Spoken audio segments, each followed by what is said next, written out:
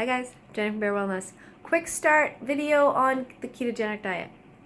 Okay, this is just like a quick listen. This is what you're going to do today, and then we're going to have some more in depth. But this is what you want to do. So first of all, there's a lot of techniques out there. There's a lot of theories, a lot of philosophies, everything. Everybody thinks that their way is right. So take what works for you, but our driving force is not just weight loss. It is also longevity, disease prevention, management, and reversal. And vitality, optimal health and wellness. I want you waking up every morning with a clear head, an open heart, and a burning desire in your belly to chase your passions and love the people around you. And I want you to love life, enjoy life, and this program, the nutritional program, is the base for that, because if you don't take care of your body, then you can't do the rest, right? So here we go. First step. Take out the processed foods. I know that you're going to go on Instagram and you're going to type in the word keto and you're going to see a whole bunch of shit.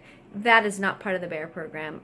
I do not suggest that you go to get the Big Mac salad at McDonald's. Now, if it's a weird scenario, you're on a car ride, you're stuck and there's no other option, then fine. Because we always have to just make the best choice out of the options that we have at hand. However, I would just suggest you to fast instead of eating at McDonald's. But, slow and steady, and I try to meet people where they are. But to be honest, I want whole and real food. There is a lot of ways that you can do the ketogenic diet with fake food, and that is not part of our program. McDonald's is not part of our program. Atkins bars is not part of our program. All of this processed keto food that you can get, not part of our program. This is organic, real food, high quality. You are going to heal your body from the inside out program. All that other stuff, it just does damage to your mitochondria and makes your detox pathways clogged up because you're giving it chemicals. You really want optimal health. If you just want to lose weight, fine. But let's be honest. Really look inside your heart. You don't just want to lose weight. You want to be healthy. You want to be vital. You want to be passionate. You want to live your life. And I would hope that you want to prevent disease and live long. So take out your processed foods, with the exception of the occasional moment. Whole real food. Fill your plate, 75% of your plate, with vegetables. It's winter, so I'm going to say kind of like lean towards the stews, the stir fries, the roasted, the cooked foods, but you can do a nice big open salad if you want. Lots of vegetables, lots of greens, get in all your colors, use your low carb vegetables, eat them at will. Just eat your vegetables. Then you're going to take an animal protein. And I'm going to talk about something that you all hate, and that's snout to tail. Snout to tail. Nose to tail. I want you to really think about diversifying your animals. I want you to diversify the parts and the cuts of the animals that you're eating. I want you to think about honoring that animal deeply and consuming other parts of it, because that's where a lot of the nutrients are. Bone broth is a great way to do this. High quality pork rinds, getting organ meat into your diet, and diversifying even just the cuts. Like, I don't want to see that people are eating chicken breast every day. Go for some thighs, okay? Get also, there's so many different cuts of animals, and we get so tied up into that old idea of these lean cuts. Add some fat, eat some fatty cuts. All right, so quality of that meat. Grass-fed, grass-finished, pastured wild. Trust me, this is not just about a label. This is about a conventional piece of steak versus a grass-fed, grass-finished steak. Entirely different product. It is a different product. You are not eating the same thing with a different label. It's a different product. Different omegas spectrum and ratio, different nutrient level, different energetics. You eat a cow that was happy and grazed and was fed its ancestral diet versus one that we're pumping Skittles into it, locked it up, beat the shit out of it, and slaughtered it in a horrible way. So you're voting for a better society. You're voting for kindness. You're voting with your money towards people who are doing the right thing in their industry, but also you're healing your body. You're feeding your body. You are what you ate and how that animal lived. So respect the animals, spend the money, Eat less meat and buy better meat. You'll be fine. Trust me. So that being said, we move to fats. Fats. So you want to make sure you get your protein, which is a lower amount than you think. Somewhere between 60 and 125 a day is really all you need. We're going to go over figuring that out exactly. It's like 0.8 kilograms to the lean muscle, not of your ideal weight. So I'll give you some formulas. You can play with it. I don't stress about protein too much, unless like you are going through some sort of, like if you're over 65 or you're having a hard time keeping lean muscle or keeping body composition. But right now at the beginning of this, don't worry about it too much. Eat a cup. Make sure you're getting it. And you're getting animal protein, but I'd like 30 to 50 grams each meal, and you're probably only going to eat 2 meals a day. So that solves the problem. So you eat your protein, you eat your vegetables, you fill that plate up with vegetables, and then you add fat till you're satiated. Like, you don't have to force feed yourself fat. Fat is just going to help you be satiated.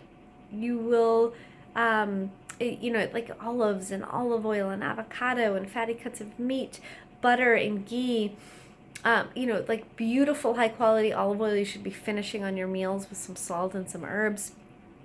It's easy to get it. You can do fat bombs and fatty coffees like we talked about.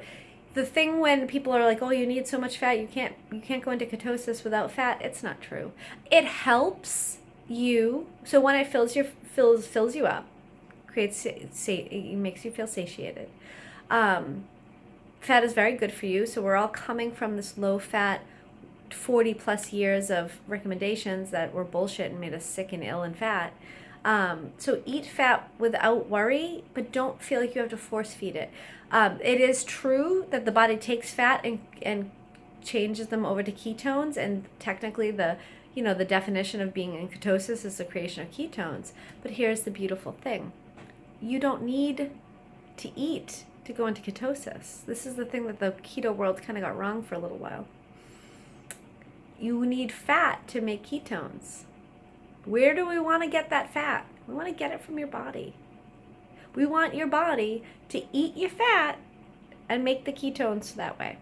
So yes, especially if you're metabolically inflexible and you have some insulin resistance, which I'm going to guess most of you do, unless you've been fasting and keto, because like 88 million people over the age of 18 in the United States has pre-diabetes, and 84% of that 88 million don't know that they are pre-diabetic.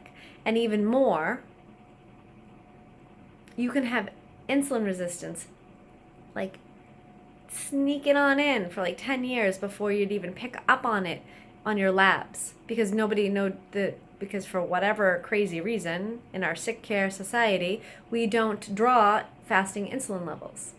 Drives me crazy. So if any of you can get an insulin level drawn, probably have to pay out of pocket, but we can really assess your insulin resistance between having your fasting insulin and knowing your fasting glucose. There's a little calculator I have that can help us figure that out. So anyways, but that is my soapbox. We heal insulin resistance in this program. We reverse your risk of diabetes. If you do this program and you stick with me, you stick with this way of eating, you will not get diabetes unless you have some sort of crazy, unusual genetics. But even then, we are not destined by our genetics. Epigenetics is the way that your environment and your food and your environment affect and express and downregulate and upregulate your genetics is so powerful. I should be obese, diabetic, and hypertensive, and I'm not. But if you look at my genes, I should be. So I'm getting off topic. This is supposed to be a quick start. So fill your plate with veggies, high quality animal protein, fat till you're full. Get the processed shit out. Salt, salt, salt. when you take out all of that processed food and take out all those carbohydrates, your insulin level dumps. You stop pissing out all your electrolytes. What is going to fix any problem during your fasting or ketotic experience? It's going to be salt. Like, I'm telling you, you should put some salt on your hand and lick it. You won't go over your salt amount, because we have a pretty good internal indicator, and if like you do that and it's like delicious, you know you needed the salt. If you do it and you're like, wow, that was really gross, then you're probably fine, and if your symptoms go away. Water, salt, you'll play with it. I mean, you can have 3, 4, 5 grams of salt. If you are a person with hypertension that is salt dependent, you can talk to me. We can try to work through this. Most times what happens is that you take the processed foods out. That's where all the sodium was that was causing the problem. And you still actually do need to salt. Great book on that is the Salt Fix, if you're looking for more information on salt. Okay, that's my quick start. Text me, message me, post on whatever group you're in with questions, and we will get deeper into this each day. Thank you. Bye.